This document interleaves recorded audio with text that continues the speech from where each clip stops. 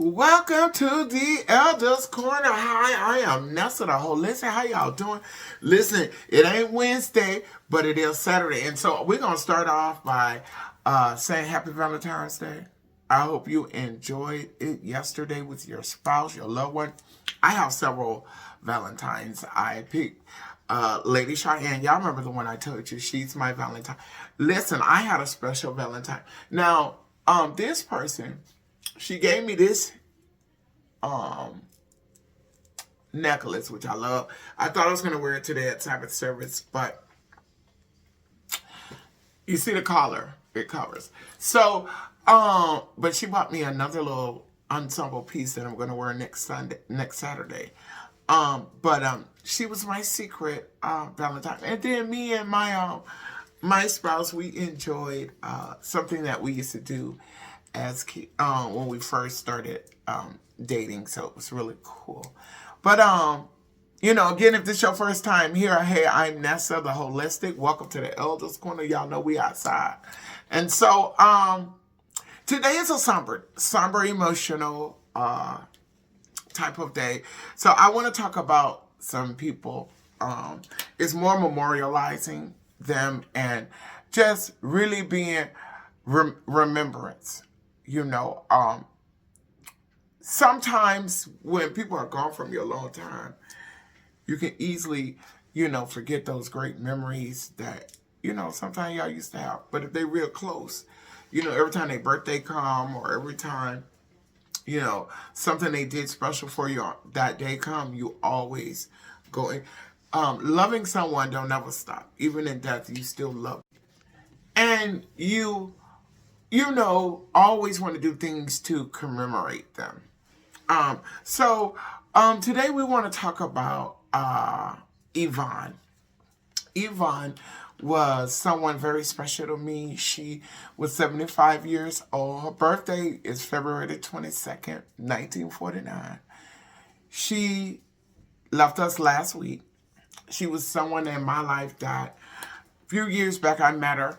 And y'all, I'm going to be a little candid, and I'm going to use profanity, so don't be offended. I met her 6 years back. She was just getting out the hospital. And, she needed someone to go to the doctors with her because she didn't understand, what was really going on with her. And so when I met her, one of my neighbors took me to meet her. And she smokes my special cigarettes. Y'all know what I'm talking about, medication. And when I came to her house, she was in the midst of enjoying her cigarette. And she tells me to sit down, then she introduced her. She says, "Hi, I'm Yvonne." I say, "Hey, I'm Nessa."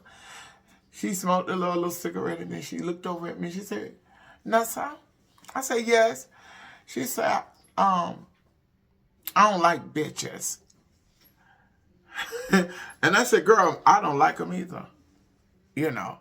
And we laughed. And so when we laughed, it kind of like made our connection. I said, "Oh my God, she just like me." And so, every day, she gave me a phone number. I called these people and they set it up, and I was getting paid to come over there every day just to hang out. And at the time, I was going through a situation. And so these couple of dollars was a blessing. And, they still a blessing. Because every job I had, I kept her, I didn't have but two. And the one I'm on now, and when I was working for the labs during COVID. And so she, I would go over there every day. And she was like, "Girl, you don't come over here every day. Don't come over here. I don't want to see you every day." And I was like, "Okay." She said, "I'll call you." I was like, "Oh God." And in that, she always made sure I was okay. She always helped me on my birthdays. Not just me, even my baby, my pets. She bought my son, Blaze. We dress him up. He dress up. He take baths and stuff like that. He wear clothes from a baby. And so she used to buy him clothes. And so, I'm going to miss her. I'm going to miss the laughs. Last year on her birthday, we went to City Island and sat in the car and ate food. and looked at the water and thought it rained on her birthday. You know, she didn't get a chance to make it to her birthday. So we love you, Yvonne. They're having her funeral on her birthday, on the 22nd. We ain't even gonna talk about that. We're gonna leave that alone, cause that made me emotional. And then, guys, my children's biological mother, y'all know that I'm a stepmom, okay? My kid's biological mother died about six years ago. Today is her birthday. So today is not only a day of memory, but it's a day of celebration. Girl, Jackie was the turn-up queen. Her birthday was February the 15th, 1975. She was the turn-up. Like, you wanted to party, she partied. Even at the kids' birthday party. I was going to the kids' birthday party. And I'll never forget when she stayed on Gouverneur. And she was throwing, I think it was, was it Armand's birthday? It was one of the kids' birthday. After she gave the kids the food and the cake, honey, she came out with her drink. It was doing her dance, honey. And we had a great time. We've had a couple of great times. At the kids' graduation, at Desi graduation, she ran up and down. She was so proud of her son graduating. You know, and she told me how much she thanked me for being on him. And, you know, we was trying to mend our relationship. And we, you know, back then was a lot. Back then taught me a lot. New Yorkers don't have what Southerners. Southerners are cutthroat. But if they with you, they with you. The loyalty is real. One thing I love about Southern people, my Southern family and friends and church members, they with you the long way. In your dirty deeds and in your good ones. And nobody else can't talk about it or it would have been a problem. You understand what I'm saying? New Yorkers cutthroat for nothing. You know, pennies. I've been through a lot. Because of others. But I learned a lot. And God always had me. I never ate dirt. I didn't. I'm very aggressive like black coffee. But I never had to be aggressive. For real. I'm learning to be that way again. It's been a while, you know. But today we celebrate you, Jackie. We celebrate you. Happy birthday. Happy heavenly birthday. Tomorrow, I'm getting with Taima. And we are going to celebrate her. We're going to have dinner. We're going to release balloons. And we're going to, you know, I'm going to record it so you guys can see it. But we're going to honor her. I thank God for her in my own life. I would have never been able to experience certain things in my life if it wasn't for her being able to produce. And sometimes in some people's trouble, be other people's blessing. You know. She was going through some things in her own personal life, and she couldn't handle it. But thank God, God prepared me and Desi to handle it. And we had a lot of opposition from bloodline. The bloodline wasn't ACS or the police. Or the bloodline was from very own family. Okay? So when I say nobody helped me with these kids, I didn't get a break. I hear mothers say, I need a break. It's too much. I didn't get a break. Two of my babies with special needs. Even though my babies went through whatever they went through, we were right there. They can't never say we left them. Now, when they got grown and thought they were adults and thought, like, you know, wait a minute, and you're not. And in my house, I never asked my children. When my children became adults, my kids didn't have to pay bills. I didn't ask them to pay the bills that I had to pay for myself. I would have never put my responsibility on my kids. And I know you needed a place to stay, and you can't live nowhere free, but you don't have to pay my bills. But don't you expect me to be in the... My son used to come and say, Mom, what you cook? I'm not cooking. Me and your daddy ate. We don't have to cook. We can eat. We can go and go out and have us a moment. You know, you're here. You don't pay a bill here. But you don't want to go buy you nothing to eat. Or your hygiene. It's not my responsibility to wash your clothes. You understand? That's why my kids, they say I was something else. Because you didn't have to do the basics. The lights was always on, the gas, the water. It was always, it's food. It was food always in the house. If you want to cook, go in and get you something to eat. Clean up the kitchen. I don't have to clean up behind you. My kids wanted to be grown for adult entertainment, but they didn't want to be grown for responsibilities. Me and Jackie's kids. That's why I'm celebrating my girl. Me and her kids.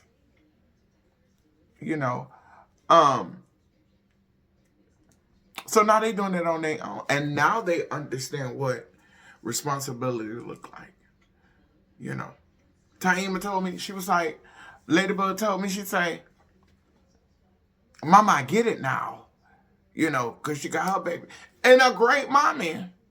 I know one thing that Jackie is going to love is the fact that Ladybug ain't been in no hospital for years.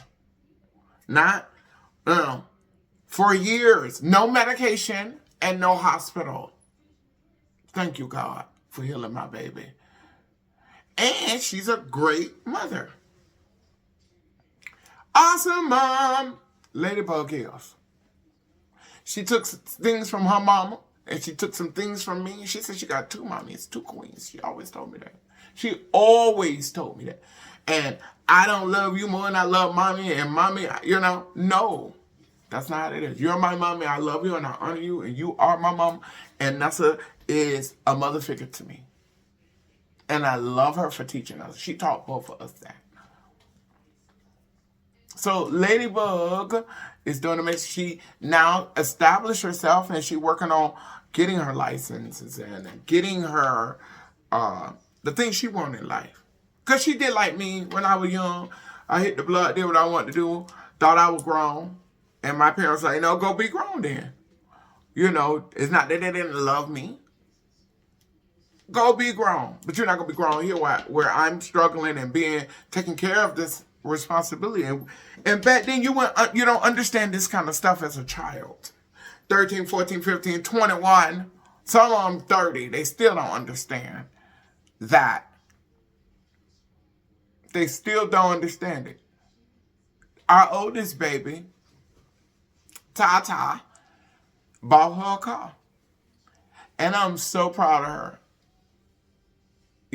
And I'm saying this because we're celebrating Jackie and her spirit is with us because she's in our heart. So she's in this space. And so I'm just bragging about our kids. Tata bought her a car. She got her income taxes. Instead of her splurging and taking care, because she does that. She has somebody that she loves, she take care of. We know Tata. If anybody know Tata knows that's what Tata does. When she fall in love with somebody, she'll call when she want to complain, and that's it. She going to work, and she go home take care of her people. That's who she is. And so she, instead of her going to take care of everybody else, she bought herself a car. So, Jackie, you should be proud. And Mister, I haven't talked to him. I know he's doing good. He got, he's still Mr. Jackie. He's still him. I meant to say, he got three and four, and we just pray that God continue to bless my baby and protect my baby. My baby ain't in jail, he ain't dead, and so we thank God. And he's with his kids. He got all his kids with him. So that's what he'll let you know. He ain't in the streets, he's with his children. So, Harmon working. So They doing good. And so, Jackie, you would be very proud right now. If you was here on Earth with us, you would be very proud that the kids, they finally getting it. Oh, and not my baby, but your baby, Nika, she pregnant. And she's so excited. So, yeah, everybody doing good. It's a couple of more other kids that Jackie has outside of what she had with my spouse. And the ones that I'm connected to, like Neek and Harmon, Man, they have their own family, but we stay connected as family. And so they call me mom too, but really they got a mom, Nika's a grown woman. She spent time with her mom all the way into the end. So, when her mom passed, she, released that and became a woman, the mother. And she's very knowledgeable. She's very Christian. She's stay on her word. She's word-based only. Every word of the Bible, Shaniqua, that's what Shaniqua, like, to the letter. So, and she's yes, that's Nika. And so, with that being said, y'all, I just really came on here to talk about them and do the memory. And so, as we build this, as people leave our lives, we're going to always have a moment for them. We're going to always remember the importance of it. Y'all, I had a rough week this week. I had a very rough week this week. It really wasn't rough. It really wasn't because things got done. But I see that everything could crash. It's crashing. And so, even on my journey, y'all know, like, I'm dealing with a monster. And I believe this is the same monster that I've encountered previous jobs. I'll never forget how when I worked at South Island, it was 3 blacks in a 5 clinic in Far Rockaway. It was 5 clinics. Okay. Everybody else was Spanish. Everybody else was Hindu. There was only 3 black American. Me, Kiki, and they hired another black lady, Sharon, after me. So when I get there, I'm hired as the manager. So I was really being the office manager, and they really wanted me to go in, assess, examine the clinics, and work with the clinics as a support to get it functioning at a higher quality. Not to come in and, taskmaster or dictate or, be a guardrail. There were already an office manager to guardrail. My job was to come in to support the different clinics, and they had me in management. So when we started the CCM program, I had to go in there and train and implement so that we would have a chronic care manager in each location. So there was a lot that I did. When I got into South Town, I loved it, my job. You hear me? I could come in. Not only that, I worked hand in hand with the lab at the same. I had 3 positions in 3 different spaces. So at that one job, I was taking care of many with the lab because I was doing cancer testing, sputum cancer testing, and I would do the assessment. I would inform them, and it was voluntary. It was not like it was mandatory. And it was a precursor to let you know that you are going to encounter any kind of cancer. So they would use your sputum to look for certain enzymes. So I was doing that. Then I would come in, and assess the front desk, looking at the scheduling and charting so that we can make it easier for the doctors, so that we can get more patients at an even flow where they don't feel overwhelmed. So that was part of it. I did a lot.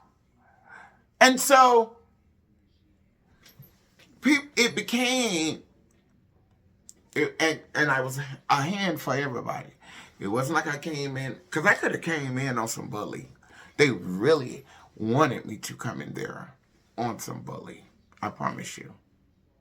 Okay? And back then I was a little bit more immature. I was stuck in my ways. And I allow this spirit that I'm dealing with now, Sharon, to get hired. Sharon is a friend of the family. Now, mind you, South Island was a family-owned business. Every doctor in there, Dr. Sanha, Dr. Rodriguez, all these different doctors either grew up in Far Rockaway or was family to the Sanha family. And they all are like in these certain communities. They all are like acquaintance. So Sharon was like an acquaintance, I think, with the owner. I can't think of not Rodney, because Rodney was the brother. Oh my God! In the name of Jesus, he was married to the Russian. I see him. I can't say his name. Well, he's a Sinha anyway. Sinha's son. Him and Sharon went to school together. So she was going through a hard time because she came in with a sob story. She told everybody in the clinic her personal business. So we all felt sorry for her. And he hired her. Giving her a little $13 an hour just to help do. Back then they had so much papers and book. We were trying to take it off out of paper, file it away, because back then medical records, you had to file it away for 7 years before you could destroy it. And so we was taking it from paper and scanning it into the carrier so that we can have EMRs. We can go into the record, the electronic record, and it's there, and we don't have to have all this paper, which taking space, which creating rodents. And so, we had her doing that, as I taught her, because I did it too with her, it wasn't, and so it was her who tried to come from my job because of the freedom she's like. I might be in this office today. I might be on Beach 91. I might be on Avenue L in Canarsie, because that was my job. You understand? Go and set up. Even with the chronic care management, and at the headquarters, I taught her, it became her job, so that she, they were family. They were looking out for her, and she was the one. She came, I came in one day, and she was in my office. So I was like, what's going on? I didn't say nothing. And I just let her know. I said, baby, you're going to have to make, not this desk is set up for me and my personal stuff. You can get the other desk. I didn't mind her in the office. We could share spaces. Listen, I don't own nothing in here. I come in here to get money. I'm not your friend. You're not my friend. Okay? And it went from one thing to another, and then she tried to really want to fight. And then when they came to me with, I said, listen, baby, I don't play with that. That's trash. You hired trash. Right then I said other words, but I'm just being clean on here. Because I never had to put my hands on like that. A person, I've never had to do this. So this trash is trying to provoke me in my face, got me hollering, cussing, screaming, to the point like I want to badly just punch you in your throat, but there's cameras everywhere. It's a lot. So this is reverse. I end up leaving. I end up doing my thing. I did a woo-woo on them. And then I left. I already had another job lined up. I had this hustle. I already told y'all that. I already told y'all about Yvonne at the beginning of this. I was still doing my work. Because I would leave there and go straight over there and see her. Okay? I was still getting my money, you know.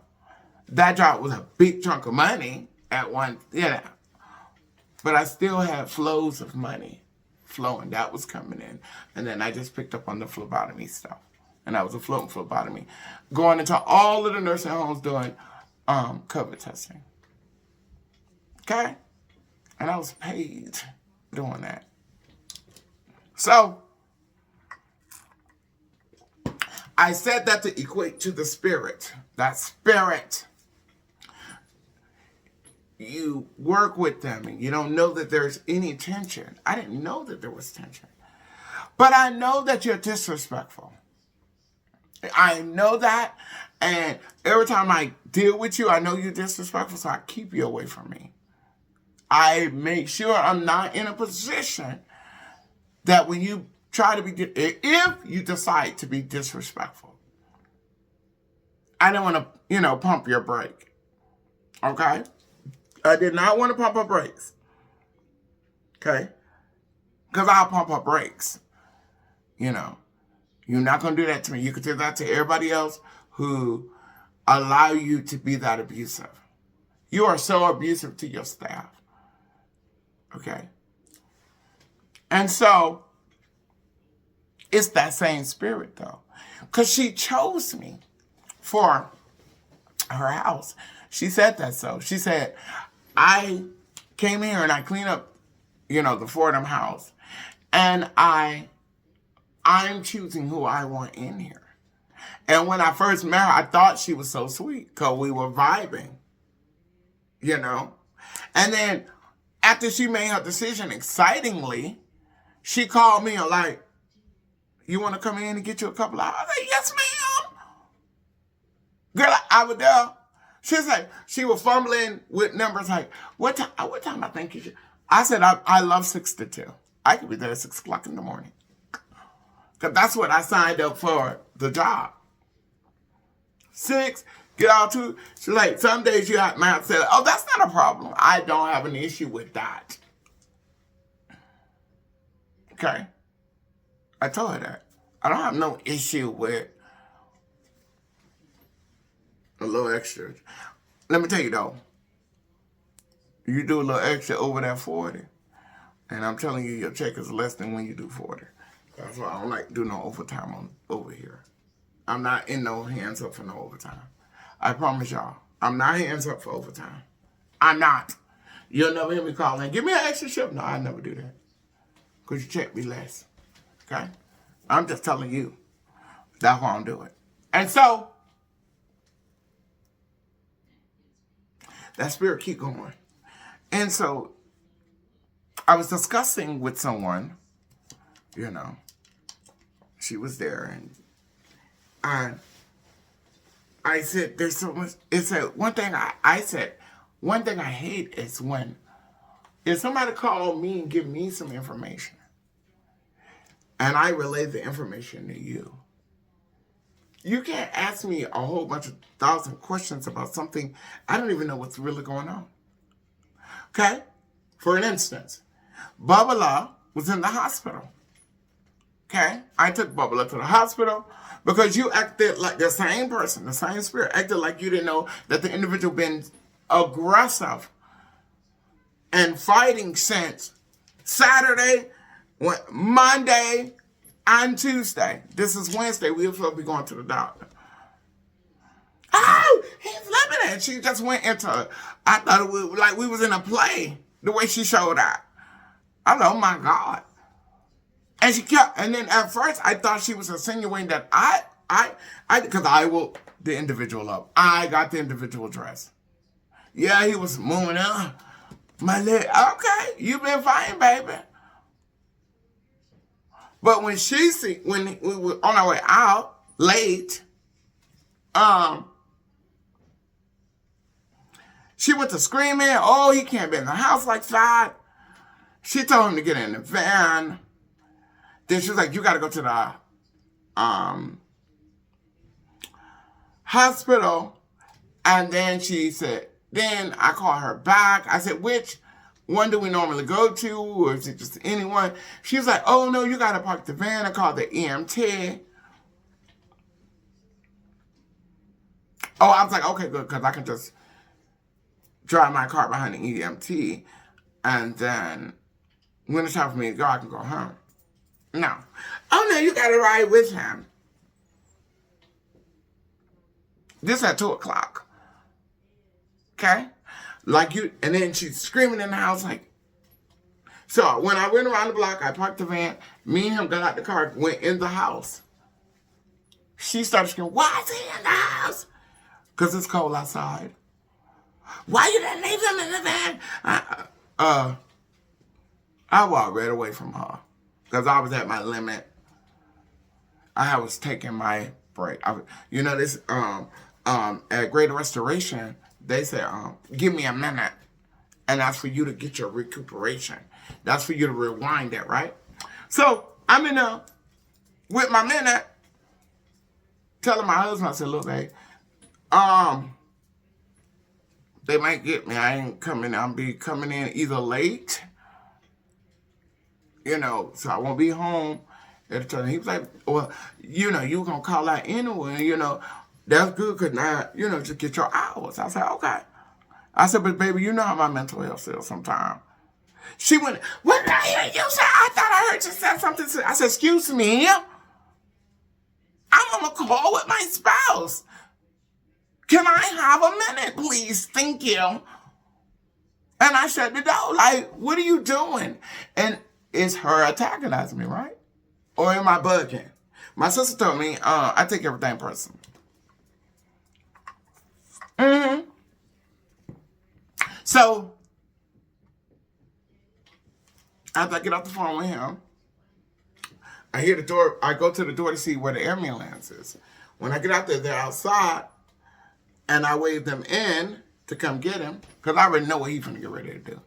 But I'm going to let everybody do what they got to do, and I'm going to stand at a certain position and just be ready. I got all his stuff. I got all my stuff. You understand?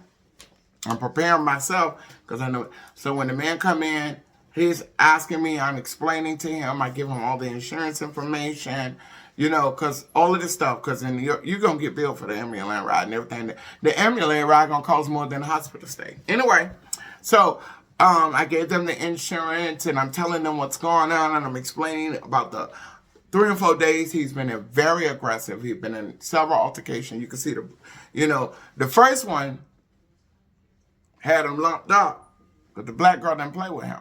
The other one was so small he can overtake him. Okay? And then he tried to attack staff. But Aaron been with them for so long that he knows how to, go around and move his hand and tell him he gonna get him or something he does. And the next thing you know, they sitting over there on the corner chilling. So, you know what I mean? But he's been at that state. Okay? Hopping and then folding his legs in under his legs and his feet. So I'm saying this, she was like, oh, and then she got in front of the man and she started hollering. Oh, he was dancing, he was doing this, he was doing that. And I said, okay, I handle it from here. So I put everything back together and I sit there and I waited. What are we doing? They asking, does he really need to go to the hospital? Because, he really needs to just go to his primary care and get checked. She said, oh, no, he can't be here. He has to go. So they were trying to help me. The boy was fighting him. No, fighting and carrying on. I still right there. She went over there like she always do the most. And she somehow pulled them, picked them up, and switched seats with them because they had put that rolling chair right there. And he had a little chair like this. Somehow, he was up in that orange chair and she was in the brown chair. And they were tying him down. He screaming, hollering, no, you want to go there. Now, normally he don't talk. But he was talking, no. Okay. I said, you been fighting? And this is what happened. Right? So we go to the hospital. I said all that. I don't know why I did all that. So here it is, boom, boom, boom. They did a full MRI. After they sedated him, they did MRIs, they did all the neurologists, all this. I was in the hospital with him. I didn't leave the hospital. That was from 1 something. I didn't leave the hospital till 9 after I had already did my full shift. So remember, y'all, I clocked in at 6 that morning. So I'm really tired. But I get it. So the doctors does all this stuff, boom, boom, boom. They getting ready to release him. Discharge him, right? So I call her and tell her an update from the neurologist. They don't see blood. There's really no damages. There is bruises from the impact and the trauma. His legs is not broken. His knee's not broken. His ankle is not broken. They don't see a sprain or anything. It just might be some mild swelling or discomfort. That was Thursday. Friday of the week, they're calling, and they got to me. They're trying to call her, but they got to me. And I said, okay, so what's going on? They said, we're looking to discharge him, and they just gave me all the stuff. I wrote it all down. I call her. She didn't answer, so I sent her an email. Once I sent the email, she calls me back. When she calls me back, oh, they can't be discharged. It has to be a big meeting. It's got to be this and that. I said, okay. I'm just telling you what. I don't work for the hospital. I work for, like, you're saying that, but they've been trying to call you. So I hung the phone up, and I'm telling him to see if that's something I hate that. I should have said discomfort, but she heard me say that. I hate that. She makes it so hard. So now she's so offended. We're going to HR. Go, girl. Okay. What? Did I disrespect you? Did I cuss? Did I use profanity? Was I unprofessional? Was we in front of an individual? I'm confused. Oh, you got a problem with me. And so anything that you think that you can try to twist me up or do, you're going to try to do it. It's time for me to go. It's time for me to go. Now, because I wasn't waiting. I wanted to work from 6 to 2 or 7 to 3. That's fine. That's good for me.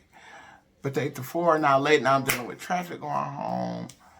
My days are short. The days are short when you work. Listen, the days are short. Okay, when I do get home at 2 o'clock, sometimes I get home at 2, sometimes I get home at 3. Sometimes if I have to do it overnight or whatever. When I get home, okay, I'm the type of person I need a certain amount of rest, and I need an hour before I can start my day. I got to be to work at 6. Guess what time I'm up? 4:45. So that I can get up, hygiene. My clothes stuff already out. I do that every night. And then I drink my coffee. I come to life. Once I come to life, I can go to work. If I'm groggy, my attitude ain't nice in the morning until I get certain elements. I told God thank you. I got my coffee, and I'm at peace. Okay? She make it whole.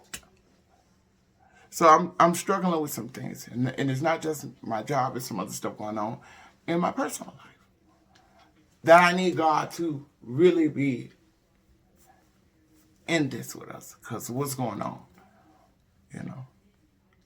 what is going on? Lord, make it clear for us. Show us the path and the way. Service was good today. Service was good. Go to Facebook. Sabbath service. So something happened during service with my phone, with me recording from my phone. The spirit was so high that the phone would switch out and was on the calendar. Every time it was switching out, so I had to stop the live and do a video recording and then upload the video recording. Go watch the video recording. Listen, I thank you for coming over here to the Elders Corner. You hung out with Nelson the Holistic. And listen, we are celebrating you. Jackie, happy birthday. Girl, I know you rocking out in heaven. And Yvonne, we love you. We miss you. You'll always be a soldier to us. A matter of fact, y'all, look. She bought it for me. I'm just telling you. Yvonne, we're going to miss you, girl. And happy birthday, Jackie. And peace out. Thank you for hanging out with me on the Elders Corner.